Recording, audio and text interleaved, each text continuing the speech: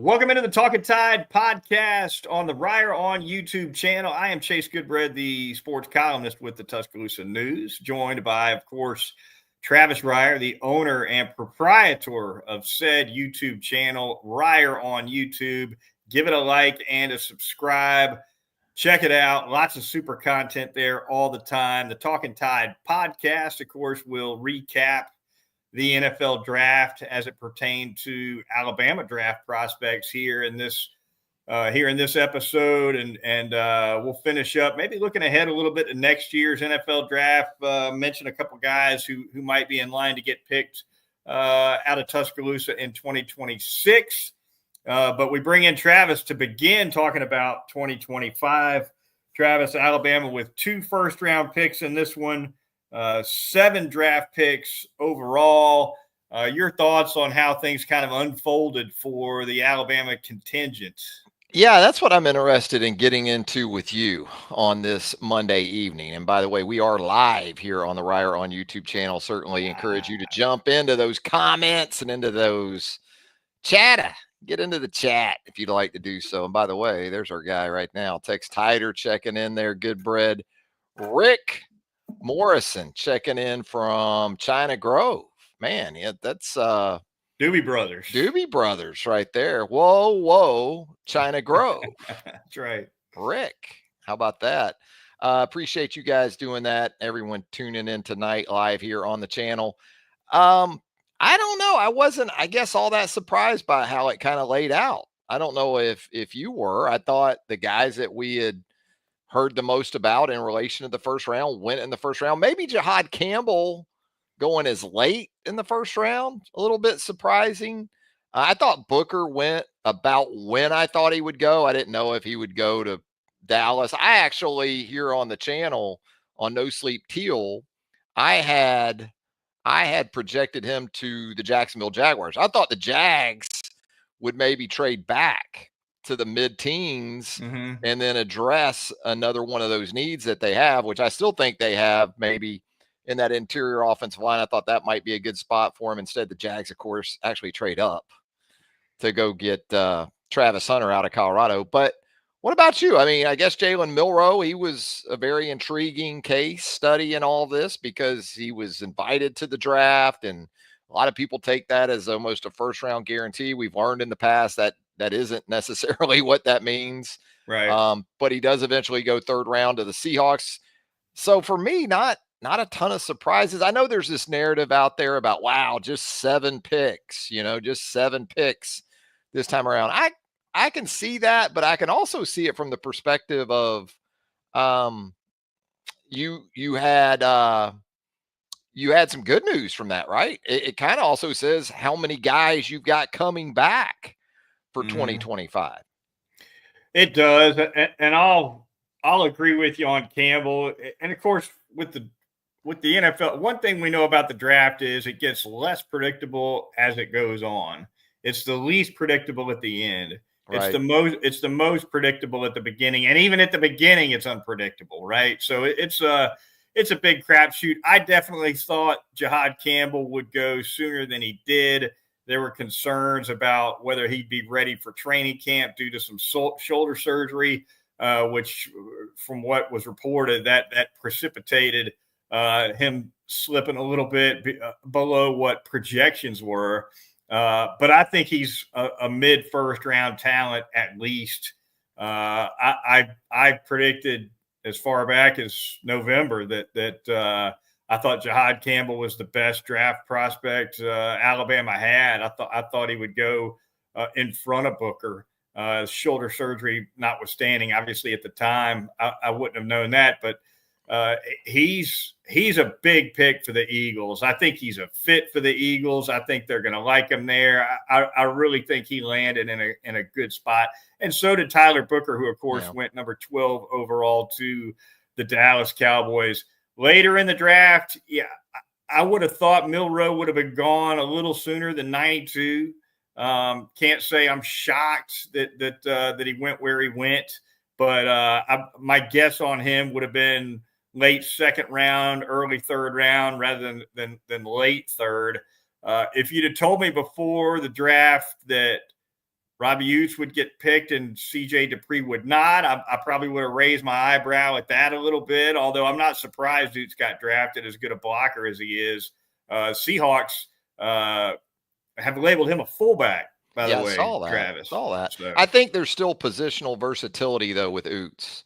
So, he certainly can play fullback. I think he's a better athlete. I think he probably tested better, combine better, maybe than people thought. He's sturdier than CJ Dupree. So unless you really see Dupree as an absolute threat in the passing game, I still thought Dupree would get drafted. I guess that's the surprise for me. The fact that he went unpicked altogether.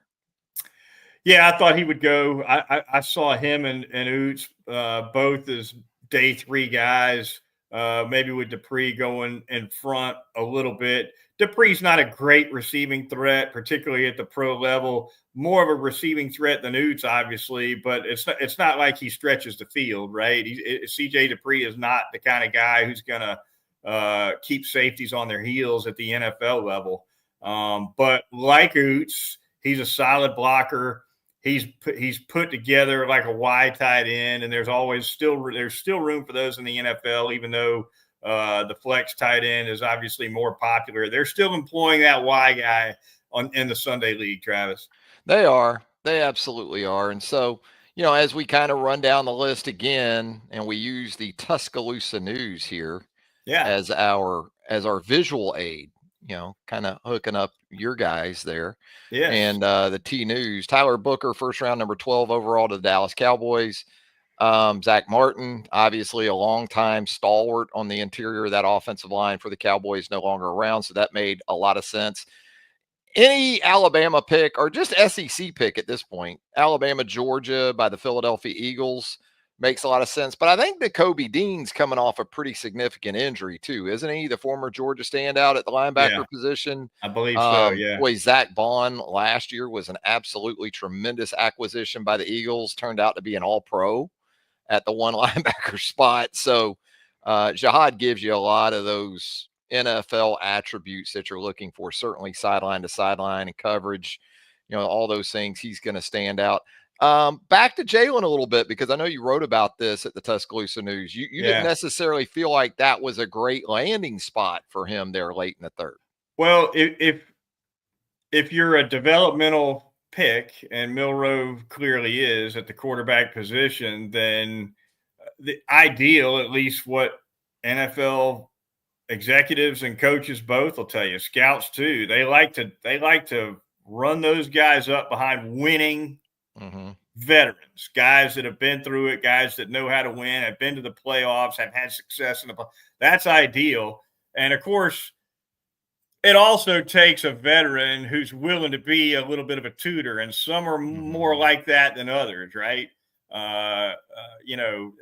Ben Roethlisberger, for instance, Travis, was never known as a guy who was inclined to teach the rookies much of anything, right? Yeah, so yeah. It takes the right guy on top of being a winning established quarterback. But Milroe didn't get that going to the Seattle Seahawks. He's going to run up in there behind Sam Darnold, who's in 7 years in the NFL has had one good season, albeit last season.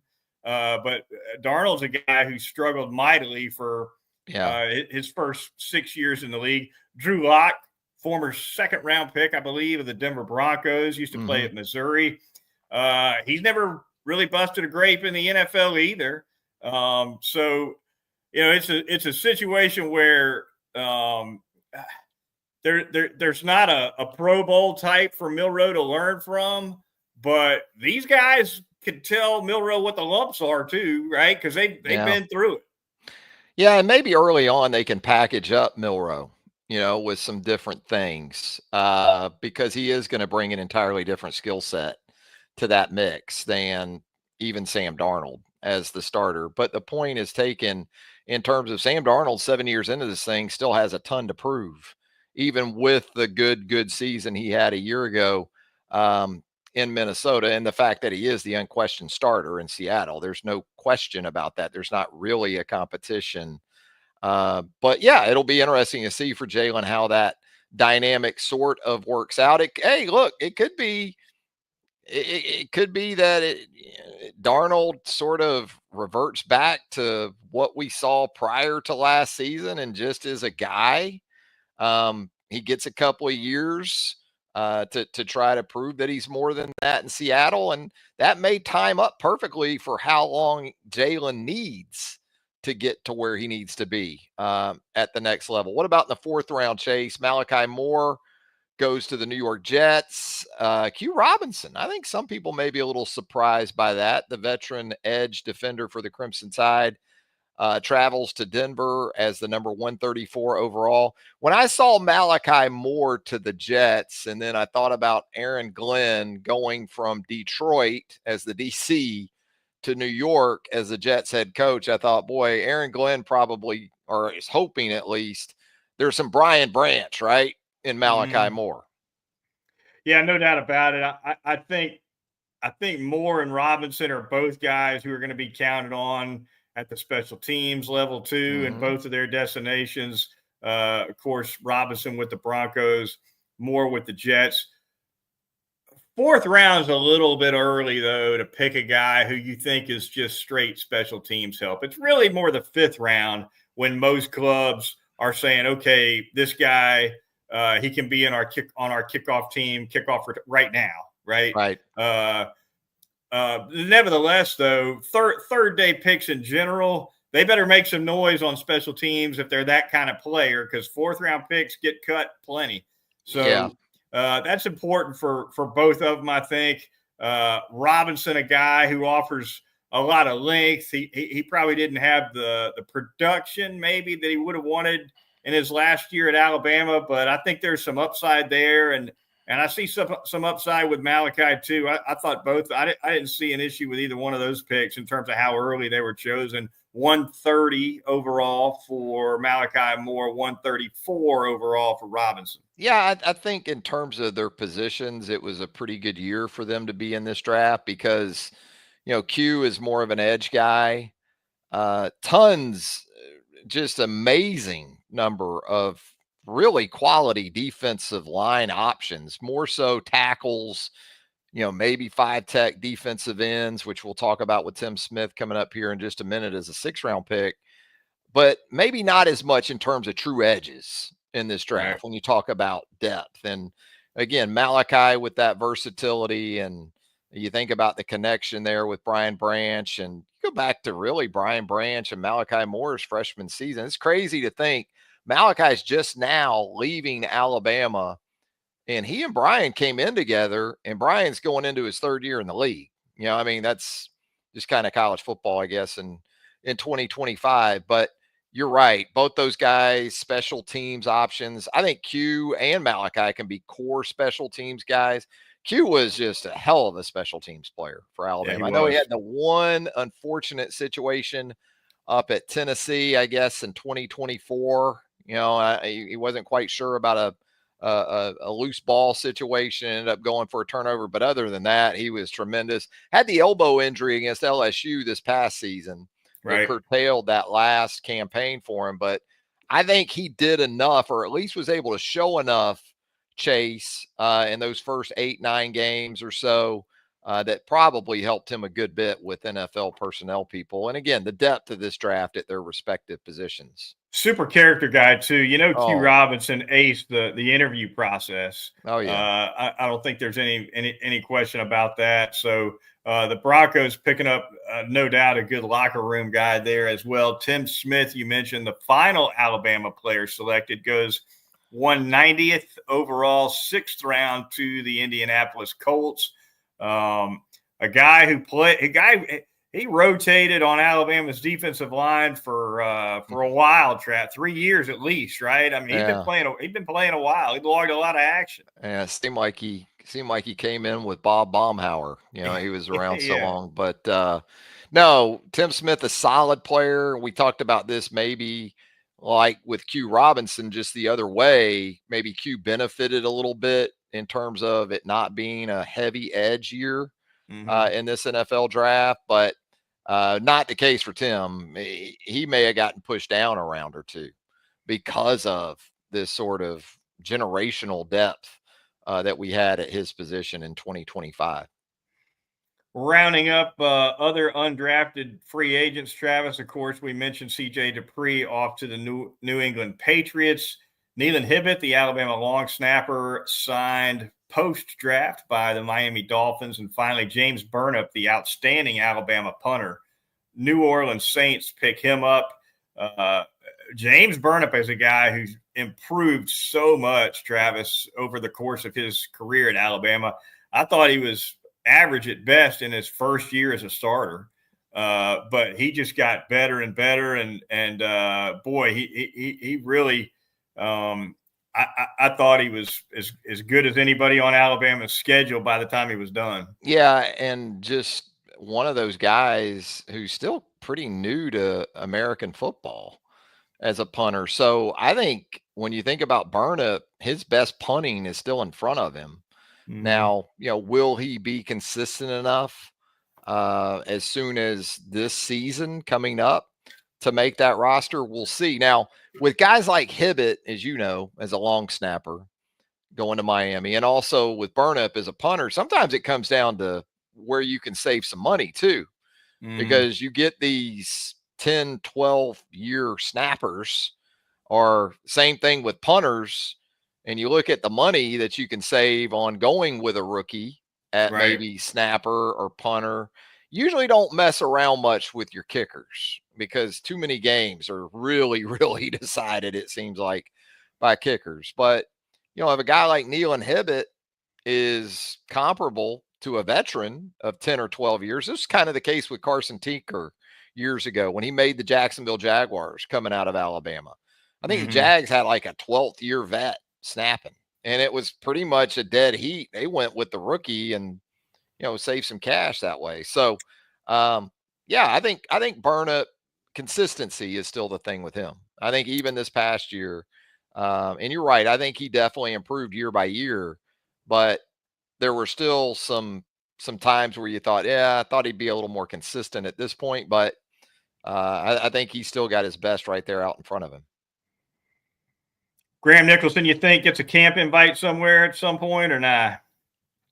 I think with Nicholson, the concern is more about Chase. So many of these guys, you see it every Sunday. I mean, they're making from 60 in the second quarter.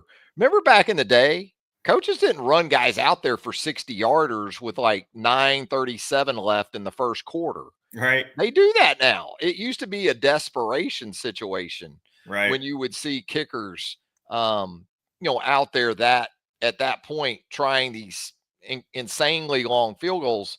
I don't know if he can do that, but look, I kind of wondered the same thing a little bit about Will Reichard, not as much as I do with Nicholson though, because with Will, it was, is Will going to be able to go back to 60, maybe even 60 plus and almost routinely get it there and make those kicks? I definitely wonder that more though with Nicholson. That's fair. They like trotting them out there for the high 50s and 60-yarders. Like it's nothing. One of those domes too. When it's a dome, you don't got that wind to worry about. They really like running them out there for that. That's what I like about Will being in Minnesota, is that at least that's controlled. At least Detroit is controlled now. Not controlled so much in Chicago yet. Right there on Lake Michigan, especially in December, in that division, or certainly Green Bay. But about half of that division, he even in that division, he can count on kicking inside. 7 picks overall, Travis. Like you said, some folks felt like that's light. It is light for Alabama's standard over the years. I thought day 2 was, and recruiting slid a little bit for Nick Saban over his last couple of years. The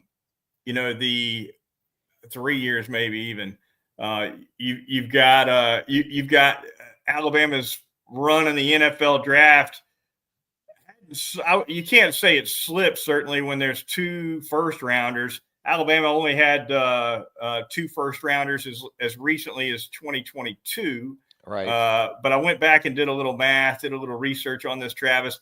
I think day 2, which is, of course, rounds 2 and 3, the Friday night event, that's where you got to scratch your head a little bit when there's only one guy, right? Yeah. Jalen Milroe was the only player to get picked from Alabama on day 2. You're talking about picks 33 through maybe 105, I guess, if you count the compensatory picks, maybe roughly in that neighborhood. Right. And here's what I came up with, Travis. Day 2 picks for Alabama, 2024, 3 of them. 2023, there were 5 of them. Right. 2022, there were 4 of them. They had 5 in 2020. Says something about, I guess, the depth of prospects a little bit when it's light on Friday, right?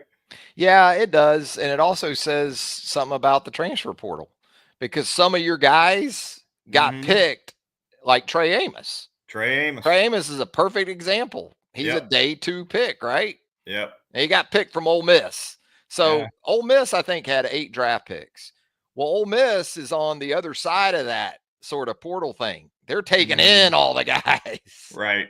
So if they end up being draftable guys, well, they're Ole Miss picks, you know, Trey Harris, Trey Amos, you know, those kind of guys that they had. Amos came to Walter Alabama Nolan from the border. Yeah, that's true too.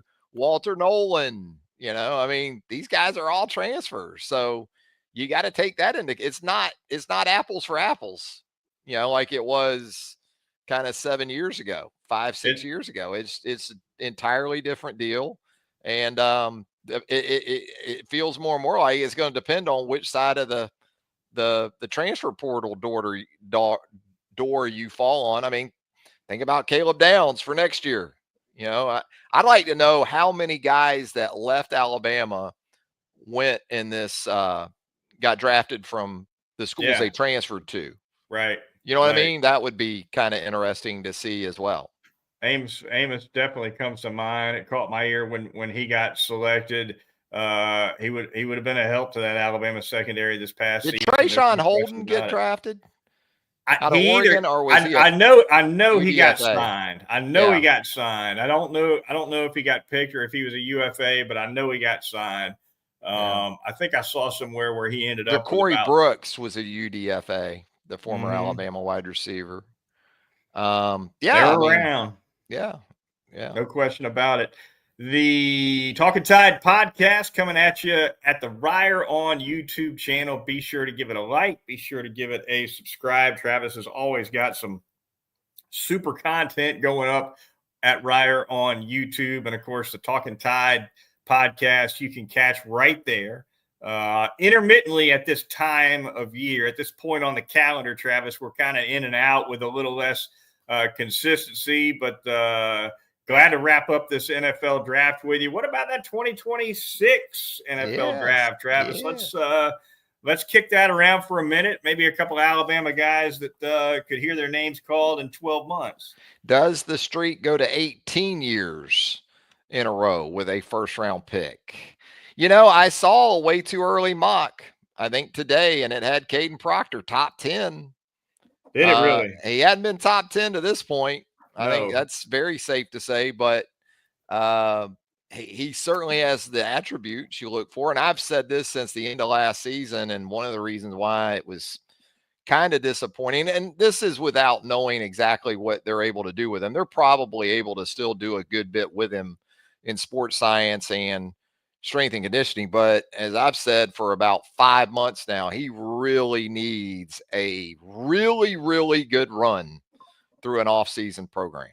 And that has to do with nutrition. That has to do with conditioning, his body, everything. If that happens, I can see him being a first-round pick as much as anything because of the position he plays. I mean, the immense value, right, Chase, at that spot. You know, but then you get beyond that. I think a question I like to ask too is, what position does Alabama need to have a first rounder or two come from if it's going to have the kind of year in 2025 that it wants to have? I would say tackle certainly would be one of those with Caden Proctor, but maybe another area or two of this team where, is it the defensive line? Is it a guy like James Smith emerging as a third-year guy on that defensive front? Is it LT Overton? Is it Quay Rusal? Those kind of guys. What about it, Chase? Back to Proctor for a minute. He did not look like a first-round pick to me last year. I think you would agree with that. Yeah. He was significantly improved from the year he posted in 2023. Made a big jump from 23 to 24. He needs another jump, right? And the jump can come in a couple different. He's got to be better overall in terms of both run blocking and pass pro. I think if he's going to be a first round pick, he needs to get closer to his ceiling. And he look, his ceiling is high. But he's not touching it yet, in my opinion. Have a healthy year, obviously. And to me, if he can put it all together for Alabama, have a healthy run, kind of go wider wire as a left tackle, probably shed a few pounds, I think he'd be a better football player, especially in the Grub offense. If he could lighten up a little bit like Tyler Booker did, by the way. Remember, Tyler Booker dropped 20 pounds, 22 pounds, whatever it was last season because he knew what the demands were going to be and it paid off for him.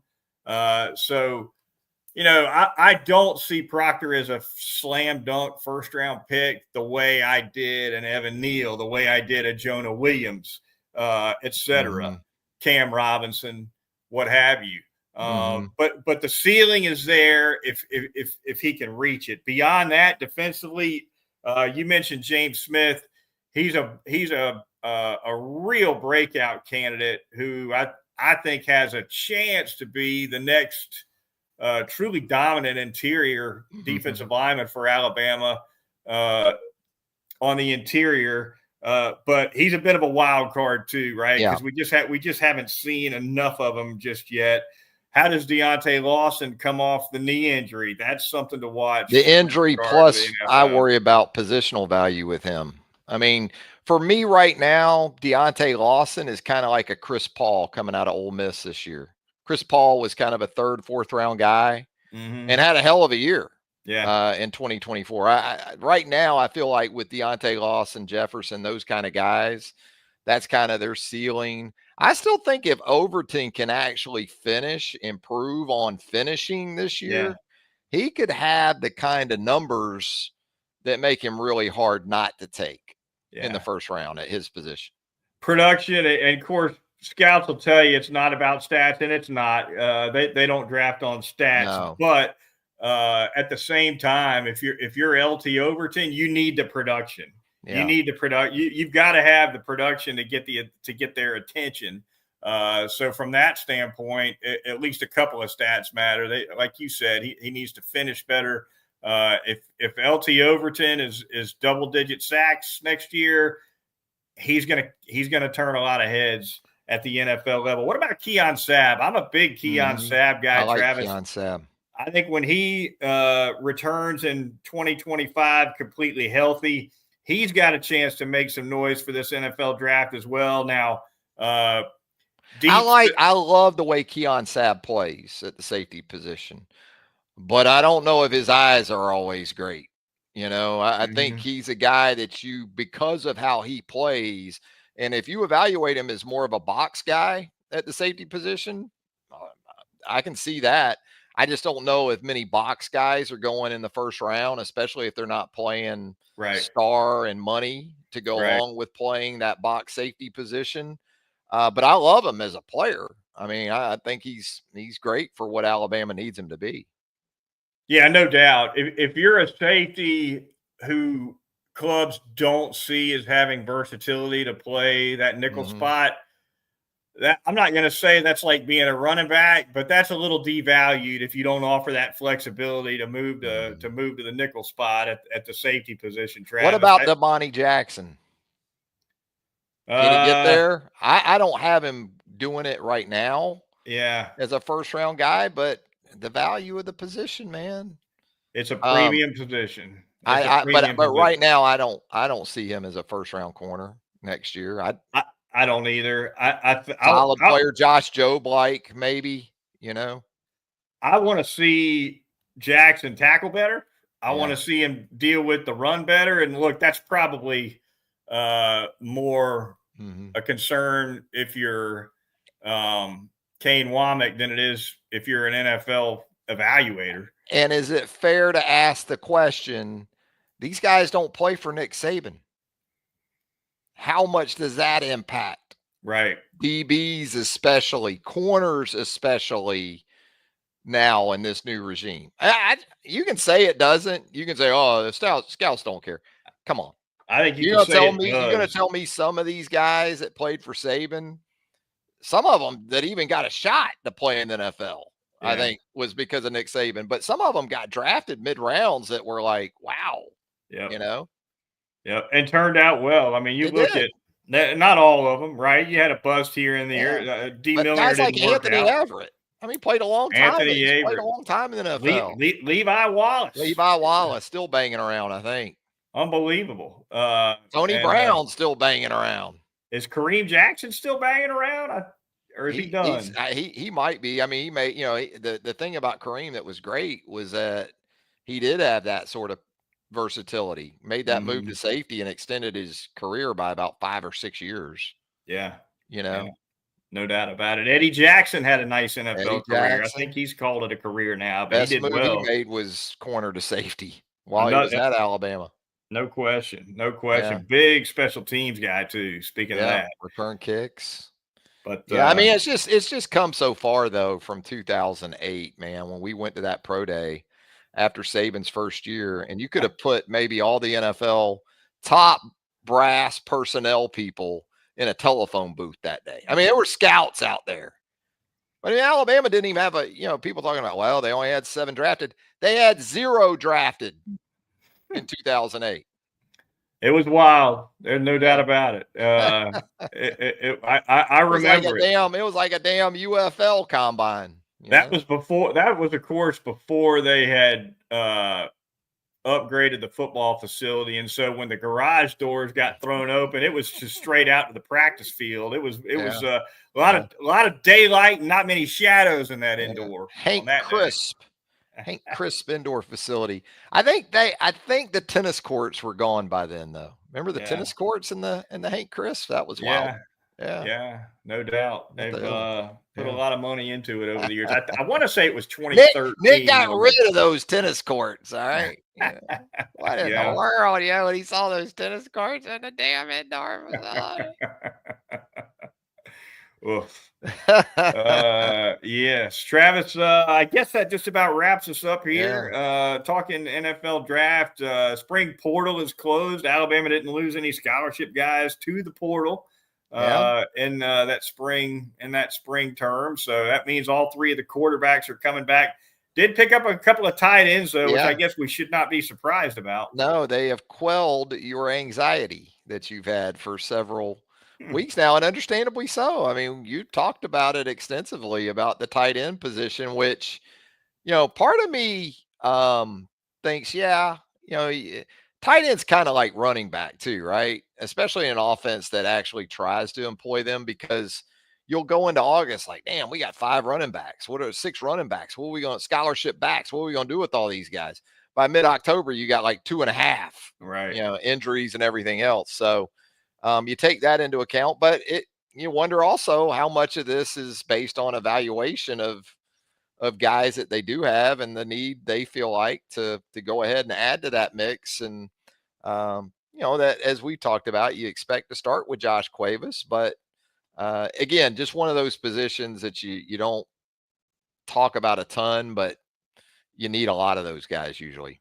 I guess we will see some 12 personnel this season, right?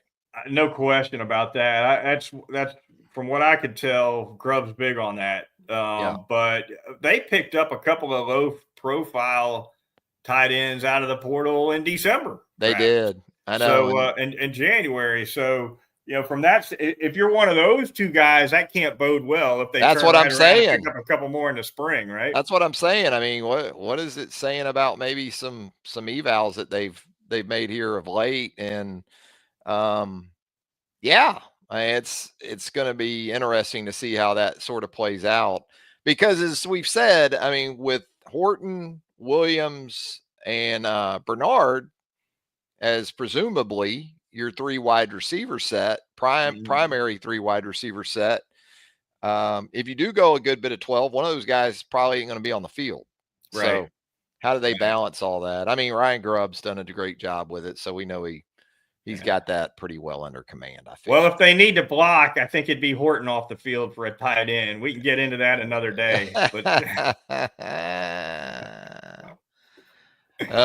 just trying to get those guys to be willing blockers, No question about it. All right, that is going to do it for this edition of the Talkin Tide podcast on the Reier on YouTube channel. For Travis Reier, I'm Chase Goodbread, the sports columnist with the Tuscaloosa News, and we will talk to you, I guess, at some point later in the summer. Travis, you and I have got a couple of tentative plans to have some fun with the podcast. I don't know. Maybe we don't give out the details, or maybe we do. Oh, no, I'll talk about it. Time. I mean, we want to do we're such fans of the 30 for 30 Pony Excess, which documented the NCAA woes for Southern Methodist University football back in the 80s.